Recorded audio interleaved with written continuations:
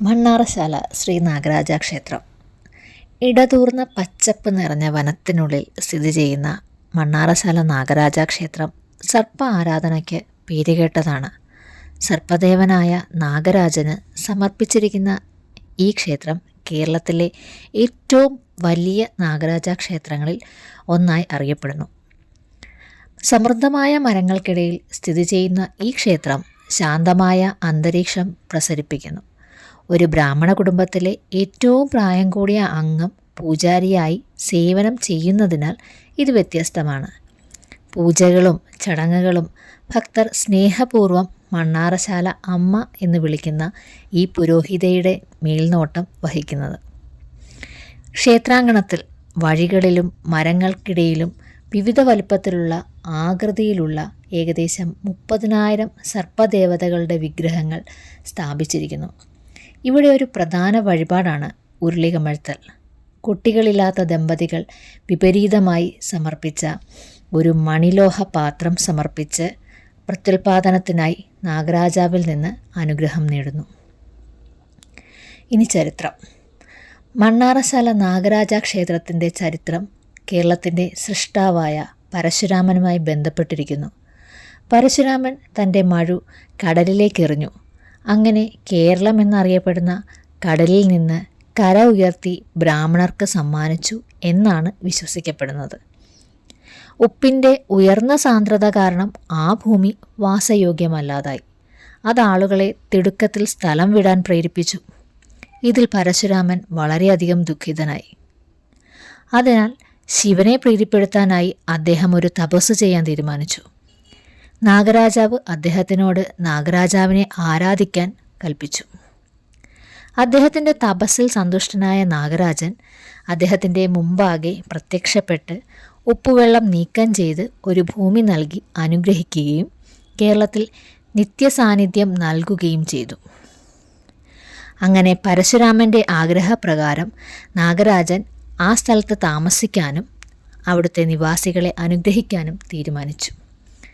വൈദിക ആചാരപ്രകാരം പരശുരാമൻ പ്രതിഷ്ഠ നടത്തി. നാഗരാജാവ് സമീപത്തുള്ള മന്ദര വൃക്ഷങ്ങളിൽ വസിക്കാൻ തീരുമാനിച്ചു. അങ്ങനെ ആ സ്ഥലം മന്ദരശാല എന്നറിയപ്പെട്ടു. ഇപ്പോൾ അത് മണ്ണാറശാല എന്നറിയപ്പെടുന്നു. പൂജകൾ നടത്താൻ താന്ത്രിക വിദഗ്ധരായ ബ്രാഹ്മണരെ പരശുരാമൻ നിയമിച്ചു. വൈദ്യന്മാരിൽ പരമോന്നതരായ ക്ഷത്രിയരെയും കർഷകരെയും അഷ്ടവൈദ്യന്മാരെയും അദ്ദേഹം നാമനിർദ്ദേശം ചെയ്യുകയും സ്ഥലത്തിൻ്റെ പവിത്രത നിലനിർത്താൻ പിന്തുടരേണ്ട നിർദ്ദേശങ്ങൾ നൽകുകയും ചെയ്തുകൊണ്ട് അദ്ദേഹം പോയി. ഐതിഹ്യമനുസരിച്ച് വസുദേവനും ശ്രീദേവിയും എന്ന ബ്രാഹ്മണ ദമ്പതികൾക്ക് കുട്ടികളില്ലായിരുന്നു. അവർ ഒരു കുട്ടിക്ക് വേണ്ടി ദൃഢനിശ്ചയത്തോടെ ആരാധന നടത്തി. ആ സമയത്ത് നാഗരാജാവിൻ്റെ വാസസ്ഥലത്ത് ചുറ്റുമുള്ള കാട്ടിൽ അപ്രതീക്ഷിതമായി ഒരു തീ പടർന്നു. അത് കാട്ടിൽ മുഴുവൻ കത്തിനശിച്ചു. ജ്വാലയിൽ സർപ്പങ്ങൾ കഠിനമായി പൊള്ളലേറ്റു.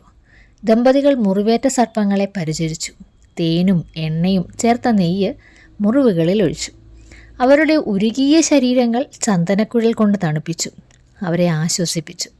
അവരുടെ മുറിവുകൾ ഭേദമായി ആരോഗ്യം വീണ്ടെടുക്കുമ്പോൾ അവരെ ആൽമരച്ചുവട്ടിൽ തിരികെ വയ്ക്കുകയും അവർക്ക് താമസിക്കുവാൻ പുതിയ കുഴികൾ നിർമ്മിക്കുകയും ചെയ്തു. ദമ്പതികൾ നെയ്യ്, പാൽ, പായസം, അരിപ്പൊടി, മഞ്ഞപ്പൊടി, തേങ്ങാനീര്, വാഴപ്പഴം, പശുവിൻ പാല് എന്നിവയുടെ മിശ്രിതം ഒരു ആചാരമായി നാഗരാജാവിന് സമർപ്പിക്കുകയും വിപുലമായ പൂജകൾ നടത്തുകയും ചെയ്തു. ഈ വഴിപാട് നൂറും പാലും എന്നറിയപ്പെടുന്നു. ഇത് ഇപ്പോഴും ക്ഷേത്രത്തിലെ ഒരു പ്രധാന വഴിപാടാണ്. ഈ വഴിപാടിൽ വളരെ സന്തുഷ്ടനായ നാഗരാജൻ ദമ്പതികൾക്ക് മുമ്പിൽ പ്രത്യക്ഷപ്പെട്ട് അവരുടെ മകനായി അവതാരമെടുത്ത് ഒരു സർപ്പത്തിൻ്റെ രൂപത്തിൽ ഇവിടെ സ്ഥിരമായി താമസിക്കുമെന്ന് പറഞ്ഞു. നാഗരാജാവിൻ്റെ അനുഗ്രഹത്താൽ ശ്രീദേവി ഗർഭിണിയായി 5 തലയുള്ള ഒരു സർപ്പക്കുട്ടിയെയും ഒരു മനുഷ്യക്കുട്ടിയെയും പ്രസവിച്ചു. ഇരുവരും ഒരുമിച്ച് വളർന്നു. കാലം കടന്നുപോയപ്പോൾ നാഗരാജൻ തൻ്റെ ഇളയ സഹോദരനോട് വിശുദ്ധ കുടുംബത്തിൻ്റെ ശാശ്വത സംരക്ഷണത്തിനായി വിവാഹം കഴിക്കാൻ പറഞ്ഞു. അതുപോലെ അദ്ദേഹം അതനുസരിച്ചു. തൻ്റെ അവതാരത്തിൻ്റെ ലക്ഷ്യങ്ങൾ പൂർത്തിയായി എന്ന് മനസ്സിലാക്കിയ നാഗരാജൻ തൻ്റെ താൻ ഈ വീട്ടിൽ താമസിക്കുമെന്ന് അമ്മയോട് അറിയിക്കുകയും വീടിൻ്റെ നിലവറയിലേക്ക് പോകുകയും ആരാധന നടത്തുന്നതിനുള്ള ചില ആചാരങ്ങളും നിയമങ്ങളും നിർദ്ദേശിച്ച ശേഷം അപ്രത്യക്ഷമാവുകയും ചെയ്തു. 5 തലകളുള്ള നാഗരാജാവ് ഇപ്പോഴും തൻ്റെ ആശ്രിതരുടെ അഭിവൃദ്ധിക്കായി വീടിൻ്റെ നിലവറയിൽ ധ്യാനത്തിലാണെന്ന് വിശ്വസിക്കപ്പെടുന്നു.